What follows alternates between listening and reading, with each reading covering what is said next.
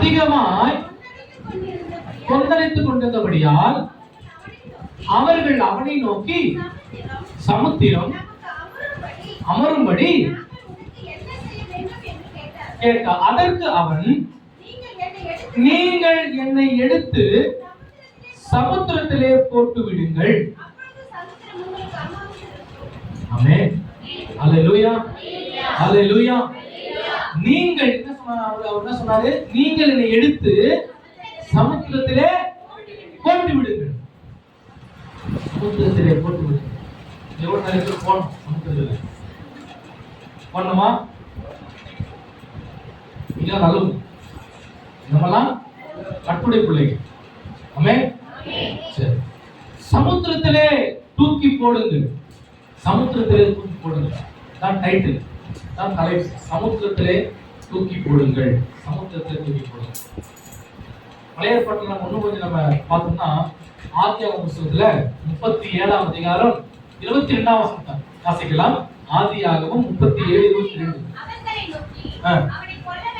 அவனை கொல்ல வேண்டாம், கை வையாமல் வனாந்தரத்தில் உள்ள குழியிலே போட்டு விடுங்கள்.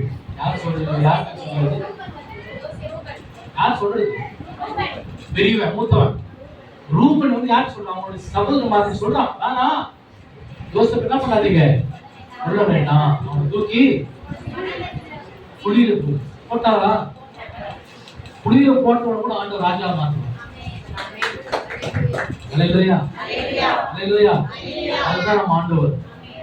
நம்ம மேல வரவே கூடாது, நம்ம முன்னேறவே கூடாது, நம்ம உயரவே கூடாதுன்னு சொல்லி என்னதான் எவ்வளவு பேர் நம்மளுக்கு விரோதம் வந்தாலும் குழியில போட்டாலும் கர்த்தர் நமக்கு பட்சத்தில் இருக்கும்போது கர்த்தர் நமக்கு யுத்தம் பண்ணும் பொழுது எல்லாவற்றையும் மேற்கொண்டு செய்வார். அல்லேலூயா, அல்லேலூயா. குழியில போட்டாங்க, அவன் தான் ராஜாவான். ஆமென். இன்னைக்கு இந்த சம்பவம் எல்லாருக்கும் தெரிந்த ஒரு காரியம். யோனாவை குறித்து, யோனா காரியம் நம்ம எல்லாம் தெரியும். ஆண்டவர் ஒரு இடத்துக்கு போக சொல்றாரு. இந்த இடத்துக்கு போக சொன்னாரு, நினைவே போக சொன்னாரு. ஏன் போக சொன்னாரு? நினைவே தேசத்துல அந்த இடத்துல போய் கர்த்தருடைய வார்த்தையை பிரசங்கிக்கும்படி, சுவிசேஷத்தை அறிவிக்கும்படி சொல்றாரு. ஆனா இவன் போல, நினைவேக்கு போல. ஏன் போல? பயம். உள்ளவங்க தூரமானவங்க ஏதாச்சும் பண்ணிடுவாங்கன்னு சொல்லி பயத்தினால என்ன பண்ணா, போகாம கர்த்தர் சொல்லாத வேற இடத்துக்கு தர்ஷீஷ் என்ற இடத்துக்கு அவன் போய்விட்டான். கப்பல் ஏறி டிக்கெட் வாங்கி போயிட்டான். அதனாலதான் வந்து பாத்தீங்கன்னா நல்லாதான் போயிட்டு கப்பல் ஏறினா வேற இடத்துக்கு கர்த்தர் நினைவுக்கு போக சொன்னாரு. தர்ஷீஷ் கப்பல் ஏறிட்டான், போயிட்டு இருக்கிறான். போகும்போது திடீர்னு இந்த இயற்கை சீற்றம், கடல் கொந்தளிப்பு, திடீர்னு கடல் கொந்தளிப்பு. ஏன் யாருக்கும் தெரியல கடல் கொந்தளிப்பு என்ன, எதனால வந்தது யாருக்கும் தெரியல. உடனே என்ன பண்றாங்க, அந்த அவங்க வந்து அந்த வெயிட்டான பொருட்களெல்லாம் தூக்கி கடல்ல போடுறாங்க. அப்பயும் கடல் கொந்தளிப்பு நிக்கல, சாந்தம் ஆகல. உடனே நான் கேட்கறாங்க, என்னதான் செய்ய வேண்டும், என்ன செய்யலாம்? யோனா சொல்றாரு, என்ன சொல்றாரு? என்னை தூக்கி சமுத்திரத்திலே போடுங்கள். கடல் அமைதலாம். இன்னைக்கு பாருங்க, ஏன் கடல் கொந்தளிப்பு வந்தது? ஏன் கடல் கொந்தளிப்பு வந்தது? யோனாவின் கீழ்ப்படியாமையினால் கடல் கொந்தளிப்பு வந்தது. எப்போது கடல் கொந்தளிப்பு அமைதலாயிற்று? யோனாவை தூக்கி கடலில் போட்ட பிறகு கடல் கொந்தளிப்பு அமைதலாயிற்று. ஆமென். அல்லேலூயா, அல்லேலூயா. நம்முடைய வாழ்க்கை என்ற கடலிலே ஏன் கொந்தளிப்பு என்கிற பிரச்சனைகள் வருகிறது? நம்முடைய வாழ்க்கை என்கிற கடலிலே ஏன் கொந்தளிப்பு என்கிற பிரச்சனைகள், போராட்டங்கள் வருகிறது? நம்முடைய கீழ்ப்படியாமையினால் நம்முடைய வாழ்க்கையில போராட்டம், பிரச்சனைகள், பாடுகள், கவலை, கண்ணீர், வேதனை அனைத்தும் வருகிறது. ஏன் வருகிறது? நம்முடைய கீழ்ப்படியாமையினால். இன்னைக்கு நாம் கர்த்தருடைய சத்தத்திற்கு கீழ்ப்படிவோம் என்று சொன்னால் நம்முடைய வாழ்க்கையிலும் அமைதலாய் மாற்றத்திற்காக முடியும். அல்லேலூயா, அல்லேலூயா. இது எல்லாம் எப்போது மாறும்? இது எல்லாம் எப்போது மாறும்? இந்த பிரச்சனைகள் எப்போது மாறும்? இந்த கடன் தொல்லைகள் எப்பொழுது மாறும்? இந்த வேதனை எப்போது மாறும்? இந்த கண்ணீர் எப்போது மாறும்? எப்போது மாறும்? எப்போது மாறும்? எல்லாவற்றையும் கர்த்தருக்கு பிரியமில்லாத காரியத்தை தூக்கி போடும் போது அவன் உணர்ந்துட்டான். யோனா தன்னை என்ன பண்ணான்? நிதானிச்சு உணர்ந்தான். கர்த்தர் எனக்கு சொன்ன காரியத்துக்கு நான் கீழ்ப்படியாமல் வேற இடத்துக்கு நான் போனேன், ஆகையால் தான் இந்த கடலுக்கு கொந்தளிப்பு வந்தது. ஆகையா ஆனபடினாலே எண்ணெய் தூக்கி கடலில் போடுங்கள். நானா பிரச்சனை, எண்ணெய் தூக்கி கடலில் போடுங்கன்னு சொன்னான். புரிதே இல்லை. அவ பிரச்சனையை தூக்கி நம்ம தூக்கி போட்டுவிட்டோம் என்று சொன்னால் நம்மளோட வாழ்க்கையில இருக்கிற கொந்தளிப்பு அமைதலாகும். அல்லேலூயா, அல்லேலூயா. எவ்வளவு போராட்டம் வரட்டும், பிரச்சனை வரட்டும், பாடு வரட்டும், அந்த கர்த்தருக்கு பிரியலாத காரியத்தை நம்ம தூக்கி கடலில் போடும்போது, சமுத்திரத்தில் போடும்போது நம்முடைய வாழ்க்கையில அமைதல் உண்டாயிருக்கும். ஆமென். அல்லேலூயா, அல்லேலூயா. எதையெல்லாம் நம்ம தூக்கி போடணும்? அந்த கப்பல்ல பாத்தீங்கன்னா அந்த பெரிய பெரிய மூட்டையெல்லாம் தூக்கி போட்டாங்க. அப்பவே கடல் கொஞ்சம் கடங்கல. கடைசியில நான் தான் பிரச்சனை, எல்லாம் தூக்கி போடுறாங்க, அவனையே தூக்கி போட்டாங்க. அதுக்கப்புறம் தான் கடல் கொந்தளிப்பு அமைதியாயிடுச்சு. இன்றைக்கு கிறிஸ்துவுக்குள் பிரியமானவர்களே, நம்முடைய வாழ்க்கையில நாம் தூக்கி போட வேண்டிய காரியங்கள் என்னென்ன? அதான் இன்னைக்கு நம்ம தியானிக்க போகிறோம். ஒரு 5 காரியம். ஜெபசந்திலே பொறுமையோடு கூட யாரும் வாட்ச் பார்க்காதீங்க, உங்களாகிட்டா அவளேசன் பார்க்காதீங்க, கர்த்தர் நடந்துடும். ஆமென். அல்லேலூயா. ஃபர்ஸ்ட் வாரம் இப்ப லேட் தான், இன்னும் கொஞ்சம் லேட் ஆகும், அவ்வளவு. அதனால யாரும் வாட்ச்ல பார்க்காதீங்க. சரி, யாரும் பார்க்காதீங்க, முன்னாடி சொல்லிடு, முன்னெச்சரிக்கையா சொல்லிடு, லேட் ஆகும். ஏன்னா கர்த்தருடைய வார்த்தை நமக்கு முழுமையாக வந்து சேரணும். நீங்க புரிதப்படுத்துனீங்கன்னா என்னால சொல்ல வந்த வேண்டிய காரியத்தை முழுமையா சொல்ல முடியாம போயிடும். அதனால பொறுமையோடு கூட கர்த்தருடைய வார்த்தை கேட்கலாம். தூக்கி போட வேண்டிய 5 காரியங்கள். இந்த 5 காரியத்தை நம்ம தூக்கி போட்டு விட்டோம்னு சொன்னால் நம்முடைய வாழ்க்கையில சமாதானம், அமைதி உண்டாகும். அல்லேலூயா. நம்பர் 1, அநியாயமான வருமானத்தை தூக்கி போட வேண்டும். அநியாயமான வருமானம் அப்படின்னா என்னங்க? அநியாயமான வருமானம்னா என்ன? அநியாயமான வருமானத்தை தூக்கி போடணும். நேர்மையான வருமானம், போய் உழைக்கிறோம், சம்பளம் தரான், அது வேற வருமானம். அது பத்தி சொல்ல ஆண்டவர். அநியாயமான வருமானம், அந்த அநியாயமான வருமானத்தை நம்ம பெற்றுக்கொள்ளும் பொழுது எப்படி நம்ம வாழ்க்கையில சமாதானம் நடக்கும்? அப்ப நம்மளோட வாழ்க்கையில சமாதானம், நிம்மதி, அமைதி இருக்கணும் என்று சொன்னால் நம்ம தூக்கி போட வேண்டிய முதலாவது காரியம் அநியாயமான வருமானத்தை தூக்கி போட வேண்டும். அநியாயமான வருமானம் என்றால் நேர்மையற்ற அல்லது தர்மீக ரீதியாக தவறான வழிகளில் ஈடுபடும் வருமானத்தை குறிக்கிறது.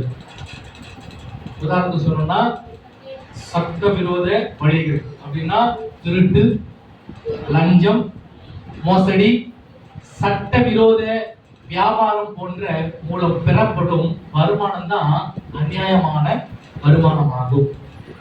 அநியாயமான வருமானம் நீ பலர் என்ன பண்றாங்கன்னா வேறத்தை போட்டுக்குது, பணத்தை கட்டி கூடாதுன்னு போட்டுக்குது. இருக்குதா இல்லையா? ஆனா என்ன பண்றான்? அப்படிதான் பண்ணுவான். நீங்க தெரிந்து வரமா இருந்தாங்க, நல்லா தச்சு வருவான், நல்லா பயப்பட்டே இருப்பான், நல்லா விசுவாசமா இருப்பான். இது வந்து எனக்கு முன்னாடி தெரியல, அப்புறம் தான் தெரிஞ்சிருக்க விஷயம். எல்லாம் நல்லா இருக்கும். என்னன்னா அவன் வர காசை சேர்த்து வச்சு வட்டி கொடுறான். அந்த வட்டிக்கு விட்டு அதை வர வருமானத்தை நம்ம அந்த வருமானம் என்ன வருமானம்? அது நல்ல வருமானமா, சுத்த வருமானமா? அது நியாயமான வருமானம். சுத்தம் இல்லாத வருமானம். நீங்க பல அதை செய்யலாம். பேங்க்ல போய் லோன் எடுக்கிறோம், லோன் கொடுக்குறாங்க, அதை திரும்பி செலுத்துறோம், அது வேற, அந்த சாப்டர் வேற. இது தன் பணத்தை வட்டிக்கு கொடுக்கிறவன் இதுல சங்கீதம் இதுதா 14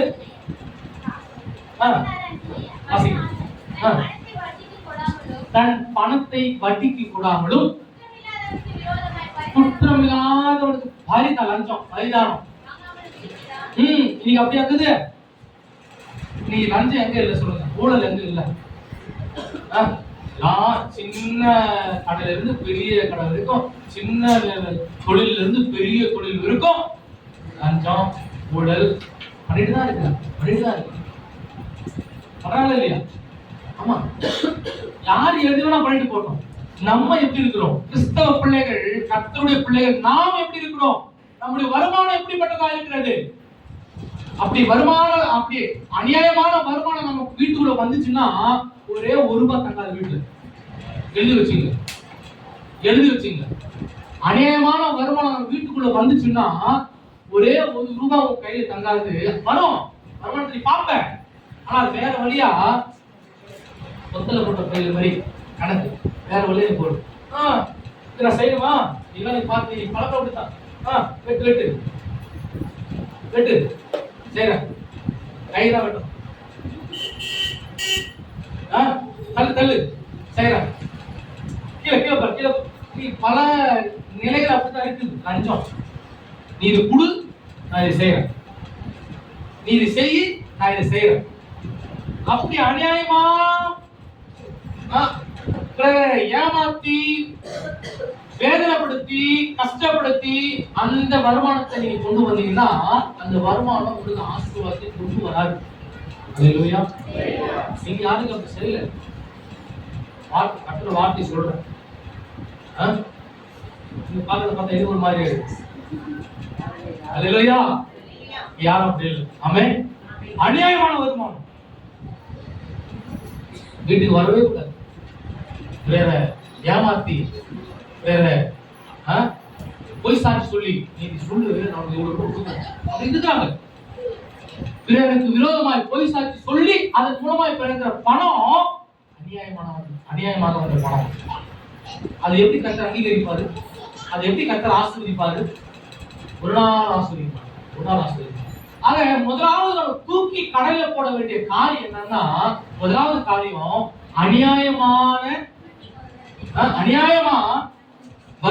அநியாயமான வருமானத்தை தூக்கி போடணும். தெரிஞ்சோ, ஒருவேளை நமக்கு தெரிஞ்சோ தெரியாம எப்படியாவது அப்படிப்பட்ட பணம் நமக்குள்ள நமக்கு வீட்டுக்கு வந்துச்சுன்னா கூடாது. அநியாயமான பணம் வருமானம், அநியாயமான வருமானம். உன் கையின் பிரயாசத்தை நீ சாப்பிடுவாய், உனக்கு பாக்கியமும் நன்மையும் உண்டாயிருக்கும். எப்ப நன்மையும் பாக்கியம் உண்டாயிருக்கும் நினைக்கிறீங்க நீங்க? அநேகமான பணத்தை வாங்கி ஜோபில் போட்டா உனக்கு பாக்கியம் நன்மை உண்டாயிருக்கும் சொல்லுவாரா? கிடையாது. கர்த்தருக்கு பயந்து அவர் வழிகளில் நடக்கிறவன் எவனோ அவன் தான் பாக்கியவான். அவருடைய கையின் பிரயாசத்தை தான், அவருடைய வருமானத்தை தான் கர்த்தர் ஆசீர்வதிக்கிறார். ஆமென். அல்லேலூயா. கர்த்தருக்கு பயந்து ஒரு வழியில் நாம் நடக்கிறோமா? அவருடைய என்னுடைய வருமானம் கர்த்தரை பிரியப்படுத்துதா? என்னுடைய வருமானம் கர்த்தருக்கு பிரியமுள்ளதா இருக்கிறதா என்று சோதித்து நம்ம பொறுமையோடு நம்ம யோசித்து பார்க்கணும். அநியாயமான வருமானத்தை தூக்கி போட வைக்க வேதத்தில் இருக்குதான். அநியாயமா பணத்தை சம்பாதிச்சான், அநியாயமா மக்களை ஏமாத்தி, மக்களை துன்புறுத்தி, கஷ்டப்படுத்தி பணத்தை சம்பாதிச்சான். கர்த்தர் அவனோடு இடைப்பட்டான். யார் அவன்? சகேயு. வாசிக்கலாமா? லூக்கா எழுதின சுவிசேஷம் 19ஆம் அதிகாரம் 8ஆம் வசனம். சகேயு நின்று கர்த்தரை நோக்கி, ஆண்டவரே, என் ஆஸ்திகளில் பாதி ஏழைகளுக்கு கொடுத்து நான் ஒருவனிடத்தில் எதையாகிலும் அநியாயமாய் வாங்கினது உண்டானால் நாணத்தனையாய் என்ன பண்ற திரும்ப செலுத்துகிறேன். ஆமென். அல்லேலூயா. அநியாயமான வருமானம். பக்கத்துல பார்த்து சொல்லுங்க, அநியாயமான வருமானம் நமக்கு தகாது, நமக்கு ஆகாது. ஆமென். தொடர்ந்து வாசிக்கலாம். நீதிமொழிகள் 16ஆம் அதிகாரம் 8ஆம் வசனம்.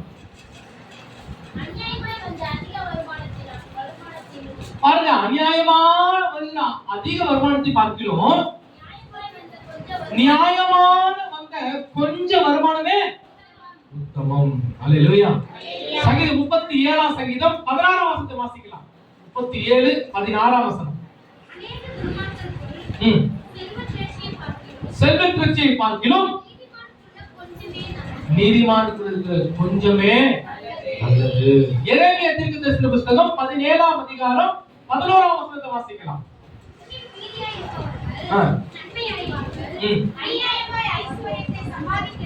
அநியாயமாய் ஐஸ்வரியத்தை சம்பாதிக்கிறவன்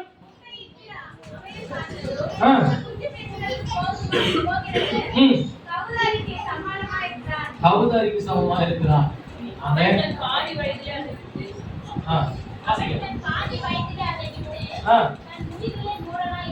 தன் முடிவில் எப்படி இருப்பான்? மூடனா இருப்பான். யார் மூடன்? போன வாரம் தியானம் சொல்ல மூடன் யாரு? குருதேவன் மூடன், புத்தி இல்லாதவன் மூடன், ரகசியத்தை வெளிப்படுத்துகிறவன் மூடன், கோபக்காரன் மூடன். அன்புக்குரியவர்களே, அது அநியாயமான வருமானம் நமக்கு ஆகாது. அநியாயமான வருமானத்தை சகையை தூக்கி போட்டான், மனம் திரும்பினான். அவன் தப்பு செஞ்சான், எல்லா இடத்திலும் அநேகமா வாங்கினான். ஆனா கர்த்தர் அவனோடு இடைப்பட்டான். எப்ப தெரியுமா? இயேசு யாரோ, அவர் எப்படிப்பட்டவரோ என்று பார்க்க வகைப்படினான். அந்த நேரமே நீ போட அவன்கிட்ட விட்டேன். அதாவது நம்முடைய பிள்ளைகளை நம்ம உணரும் பொழுது, நான் செஞ்சு தப்பு நம்ம அந்த நம்ம மனசுல உணர்ந்துட்டாலே கர்த்தர் நமக்கு வந்துருவார். அதான் செஞ்சாரு. பாருங்க, யாரும் யாரும் தேசு அவர் எப்படிப்பட்ட சொல்லி பார்த்தா யோசிச்சான். ஆனா அவனால பார்க்க கூடாதபடிக்கு குள்ளடா இருந்தபடினாலே ஒரு காட்டத்தை மரத்தவங்களை ஏறி இயேசு அவனுடைய அருகில வந்து அண்ணாந்து பார்த்து, சகவே இறங்கி வா, இன்னைக்கு நானும் வீட்டிலே தங்க வேண்டும் என்று சொல்லி அவனை கையோடு அழைத்து போனான். சகைக்கு ஒரே சந்தோஷம், கொள்ள சந்தோஷம். வீட்டுக்கு அழைத்து போகும்போது முறுமுறுப்பு வந்து, என்ன ஆண்டவர் எங்க கூட போறாரு, இவன் அநேகமான ஒரு பாவக்காரன், இவன் வீட்டுல போய் ஆண்டு போறாரு சொல்லி முறுமுறுக்காது. அதான் சகை இங்கு சொல்றான். 8ஆவது அப்பதான் சொல்றான், சகையில் நின்று கர்த்தரை நோக்கி, ஆண்டவரே, நீ என் ஆஸ்திகளில் பாதி ஏழைகளுக்கு கொடுக்கிறேன், நான் ஒருவரிடத்தில் எதையாகிலும் அநியாயமாய் வாங்கினது உண்டானா? அனர்ப்பணையான திருவு இதான் மனமாற்றம். ஆமென். அல்லேலூயா. ஒத்துக்கலாம். அவனுடைய பிள்ளைகளை ஒப்புக்கொண்டு என்ன செய்யறான்? அநியாயமான வருமானத்தை சகை தூக்கி போட்டான். எப்படி தூக்கி போட்டான்? எல்லாரும் அப்படியே அதை ரிட்டர்ன் பண்ணான். தூக்கி போட்டான். தூக்கி அந்த அநியாயமான வருமானத்தை தூக்கி போட்ட உடனே இயேசு உள்ள வந்தார். இயேசு வீட்டுக்கு வந்தார். சொல்றாரு, அடுத்த சொல்றாரு, இயேசு அவனை நோக்கி, இன்றைக்கு இந்த வீட்டுக்கு ரட்சிப்பு வந்தது. ஆமென். ஹல்லேலூயா. ஹல்லேலூயா. இன்றைக்கு இந்த வீட்டுக்கு ரட்சிப்பு வந்தது. எப்போ? அவன் அநியாயமான வருமானத்தை தூக்கி போட்ட பிறகு சொல்றாரு, இன்னைக்கு இந்த வீட்டுக்கு ரட்சிப்பு. ஒருவேளை அப்படிப்பட்ட அநியாயமான வருமானம் நமக்குள்ள இருக்குன்னு சொன்னா, நம்ம அதை செய்வோம் சொன்னா, இன்றைக்கு அதை தூக்கி போடுவோம். நிச்சயமாக கர்த்தர் நமக்கு இப்படிப்பட்ட விசேஷித்த ஆசீர்வாதத்தை கொடுத்த கர்த்தர் நம்ம நடத்த வல்லவராக இருக்கிறார். ஆமென். அல்லேலூயா. இரண்டாவதாக முதல்ல தூக்கி போட சொன்னேன், அநியாயமான வருமானத்தை தூக்கி போட வேண்டும். இரண்டாவது, பாவத்தை தூக்கி போட வேண்டும். பாவத்தை தூக்கி போடணும். எங்க போடணும்? கடலில். பாவத்தை தூக்கி, காலமெல்லாம் கண்ணீரை வரவழைத்த பாவங்களை கடலின் ஆழத்திலே போட்டு விட்டீரே, கடலின் ஆழத்திலே போட்டு விட்டீரே. ஆமென். காலமெல்லாம் வரவழைத்த கண்ணீரை, பாவத்தின் மூலமாக கண்ணீரை கர்த்தர் கடலின் ஆழத்தில் போட்டு விட்டார். ஆமென். அல்லேலூயா. அல்லேலூயா. பாவத்தை தூக்கி போட வேண்டும். இரண்டாவது, பாவத்தை தூக்கி போட வேண்டும். வாசிக்கலாம். மார்க் எழுதின சுவிசேஷம் 10ஆம் அதிகாரம் 50ஆம் வசனம். உடனே அவன் தன் மேல் வஸ்திரத்தை எரிந்துவிட்டு எடுத்து இயேசுவிடத்தில் வந்தான். யாரு? பர்த்திமேயு, குருடன். அவன் யார்? அவன் பிச்சைக்காரன், குருடன், பிச்சைக்காரன், ஒரு பிச்சைக்காரன். இயேசு வருவதை கேள்விப்படுகிறான். எனக்கு ஏதாச்சும் நன்மை கிடைக்குமா, இயேசுவால எனக்கு ஏதாச்சும் நன்மை உண்டாகுமான்னு சொல்லி அவன் பார்த்து, யார் அந்த இயேசு சொல்லி இயேசு பார்த்து இயேசுவை கூப்பிட அழைக்கிறான். இயேசு இடத்துல வந்து என்ன சொல்றாரு? நான் உனக்கு என்ன செய்ய வேண்டும்? இயேசு அவனை நோக்கி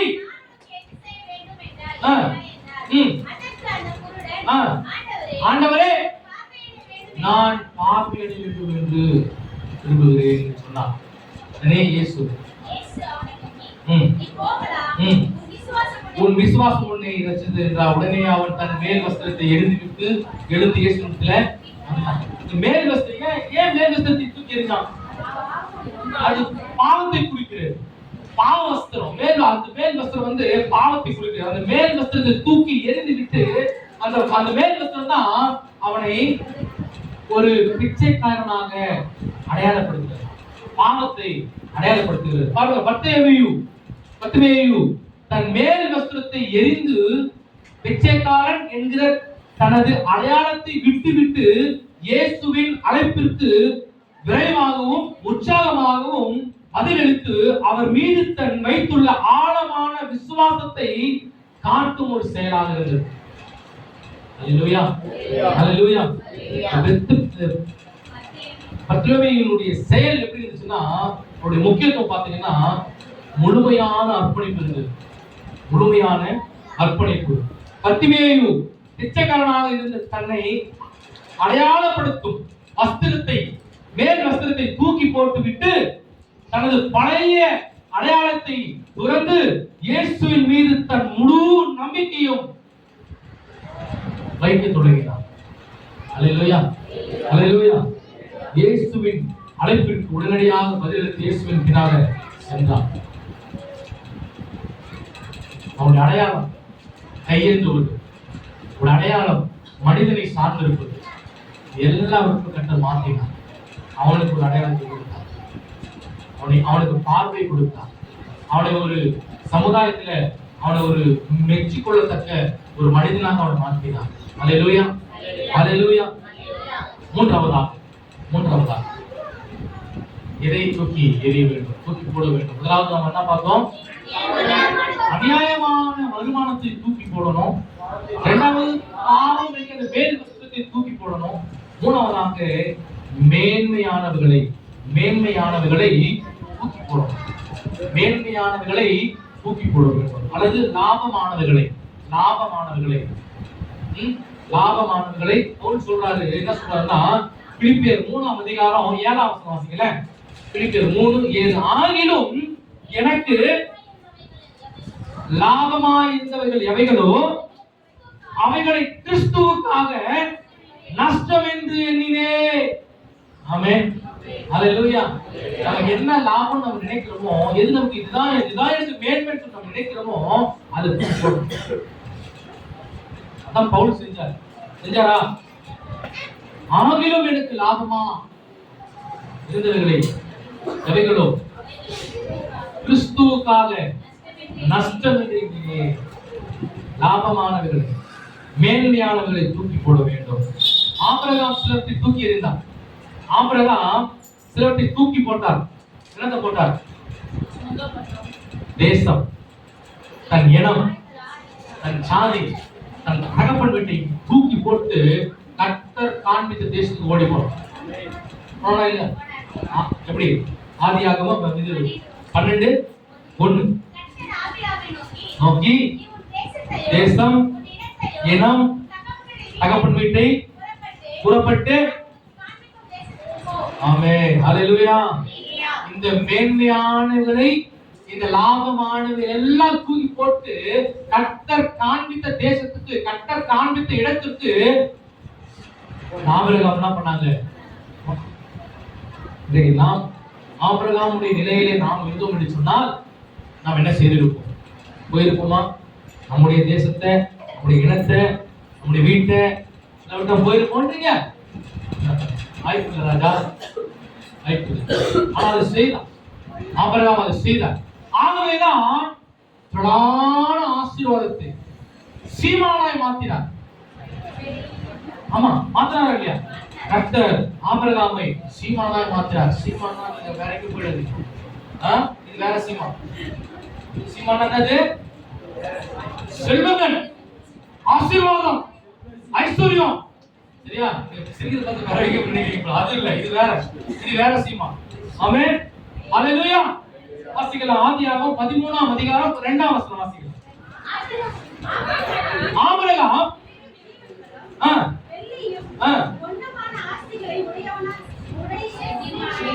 சீமானா இருந்தான். ஆமென். ஹalleluya. எப்ப தெரியுமா? அவன் அந்த மேன்மையானவர்களை எல்லாம் தூக்கி போட்டு இயேசுடைய வார்த்தைக்கு கீழ்ப்படிந்து சென்ற போது அவனை கர்த்தர் சீமானாய் மாற்றினார். ஆமென். இன்னைக்கு நம்மளும் கர்த்தருடைய வார்த்தைக்கு கீழ்ப்படிந்து கர்த்தர் சொல்லுகிற வார்த்தையை நம்ம கேட்டு நடந்தோம் என்று சொன்னால் கர்த்தர் நம்மையும் சீமானாய் மாற்றுவார், ஐஸ்வர்யமான மாற்றுவார், ஆசீர்வாதமாக கர்த்தர் மாற்ற வல்லவராய் இருக்கிறார். ஆமென். ஹalleluya. நான்காவதாக எதை தூக்கி போட வேண்டும்? முதல்ல அநியாயமான வருமானத்தை தூக்கி போடுங்க, போட்டீங்க. இரண்டாவது பாவத்தை தூக்கி போடணும், போட்டீங்க. மூணாவது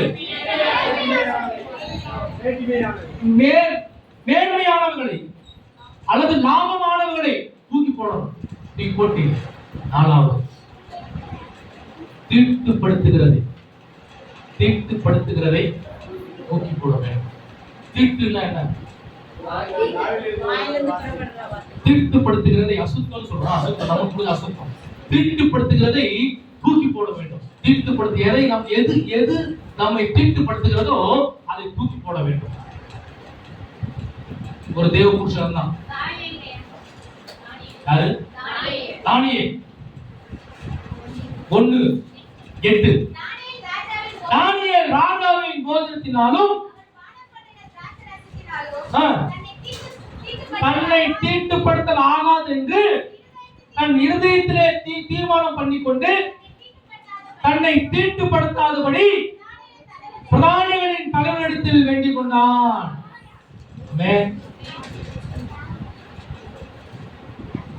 ராஜாவின் போஜனம் என்ன? ராஜாவின் போஜனத்துல என்னெல்லாம் இருக்கும்? எதெல்லாம் தீட்டுப்படுத்தணும் அவன் யோசித்து இருப்பார். கண்டிப்பா இருக்கு. ராஜாவின் போஜனத்தை மதுபானம் இருந்திருப்பா இருக்காடா? கண்டிப்பா இருந்திருக்கும்.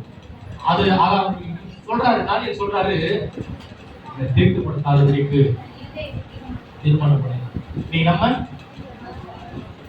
என்ன பண்றோம்? இதான் சாக்கு. நமக்கு சாக்கு வேணும். என்னது? ஹலோ, இருக்கீங்களா? நம்ம வந்து சாக்கு வேணும். கடந்த நினைச்சேன், அதான் யோசிக்கல. என்ன வந்து கட்டாயப்படுத்திட்டாங்க. சாப்பிட்டு நல்லா இருக்கும். என்ன வந்து கட்டாயப்படுத்தி சாப்பிட்டு வச்சுட்டாங்க. உங்களுக்கு அறிவு இல்ல, அறிவுக்கு தான் அவனுக்கு பகுத்தறிவு கொடுக்குற ஆண்டவர். அது குடிச்சா நம்ம தீட்டுப்படுவோம், கர்த்தருக்கு பிரிய இல்லாதமா நம்ம மாறுவோம். இப்படி தெரிந்தோடு நீ சாப்பிட்ற நீ குடிக்கிறன்னா உன்னை எந்த லிஸ்ட் சேர்க்கணும் வேணாம். நான் சொல்றது பாருங்க, எதெல்லாம் நம்மை தீட்டுப்படுத்துகிறதோ அதெல்லாத்தையும் நம்ம தூக்கி போடணும். ஒரு வசனம் நல்லா இருக்கு. சில வசனத்தை வாசிக்க. ராஜாவின் போதனத்தை தீட்டுப்படுத்துவதை தூக்கி போட்டார் தானியேல். இதெல்லாம் தீட்டு, எது தீட்டுப்படுத்துகிறது சொல்லி மத்தேயு சுவிசேஷம் 15ஆம் அதிகாரத்துல 11 வாசிக்கல.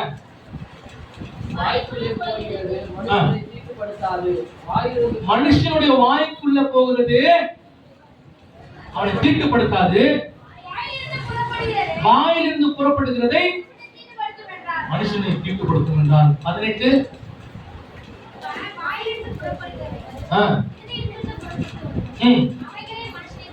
அவைகளே மனுஷனை தீட்டுப்படுத்தும். ஆமென். ஹல்லேலூயா, ஹல்லேலூயா. 20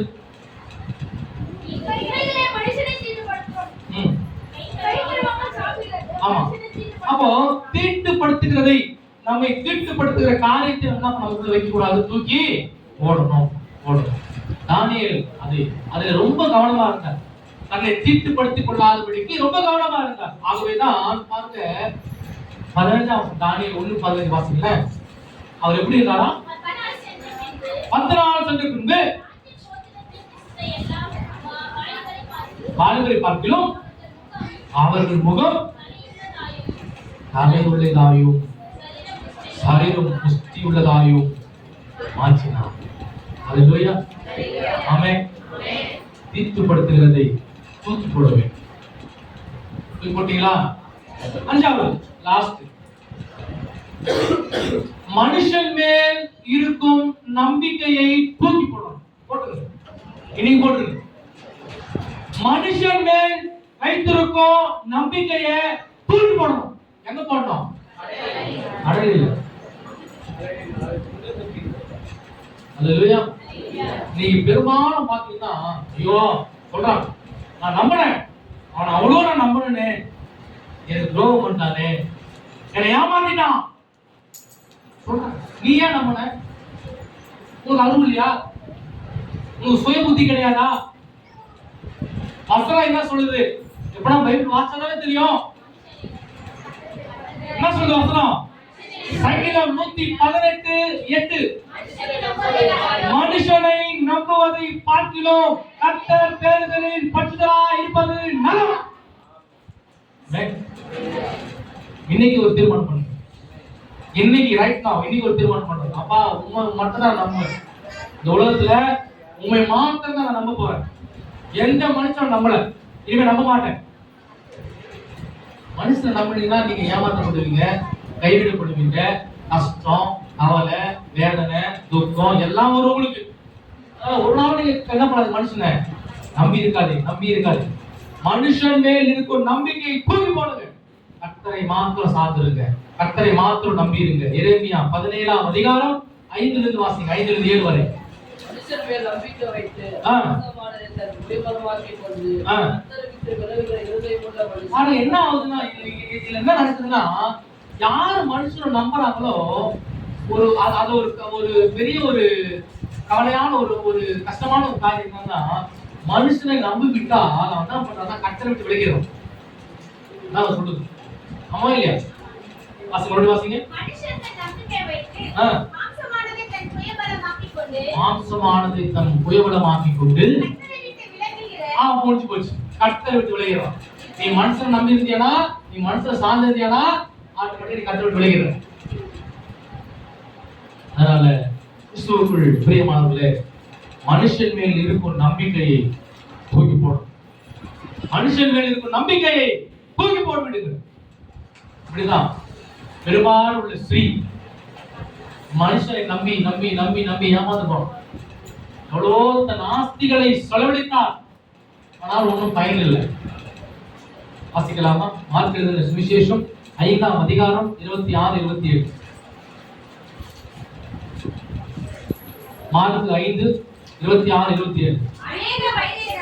அநேக வைத்தியர் யாரு? அந்த வைத்தியர் யாரு?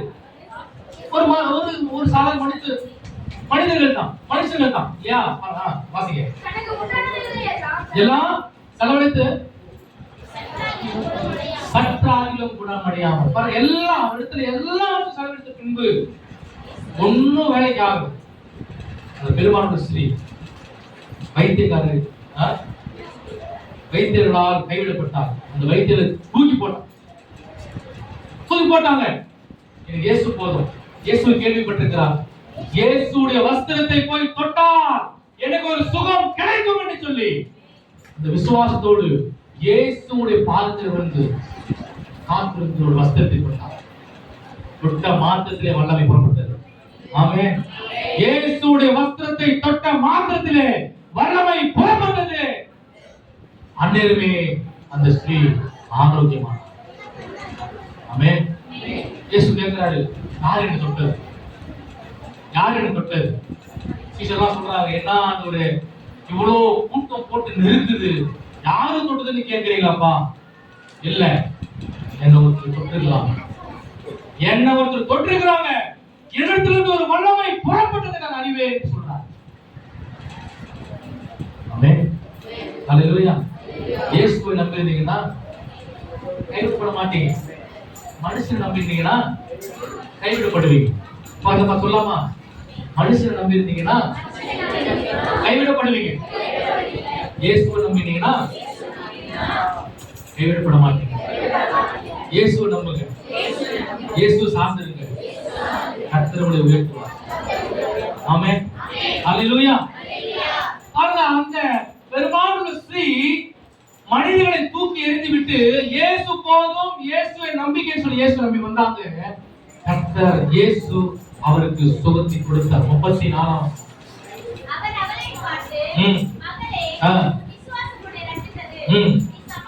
நீ சமாதானத்தோடு போ, உன் வேதனை நீங்கி சுகமாயிரு. அல்லேலூயா. உன் வேதனை நீங்கி சுகமாயிரு. அந்த ஸ்திரீக்கு, அந்த சகோதரிக்கு செய்த ஆண்டவர் நமக்கு செய்ய மாட்டாரா? நிச்சயமா செய்வார். 100க்கு 100 இல்ல, 100க்கு 200% செய்வார், செய்து முடிப்பார். உலகத்தில் என்னுடைய காட்டிலும் நமக்குள் இருக்கிறவர் பெரியவர், பெரிய காரியங்களை செய்கிறவர், செய்து முடிப்பார், செய்து காட்டுவார். அதான் நம்ம தொழுகிற ஆண்டவர் கிறிஸ்து. நம்ம தொழுது கொள்கிற கிறிஸ்து சாதாரணமான கிறிஸ்து அல்ல, கல்லோ மண்ணோ சலையோ அல்ல. உணர்வுள்ளவர், உயிர் உள்ளவர், ஜீவிக்கிறவர், அரசாளுகிறவர், இன்றும் ஜீவிக்கிறவர்.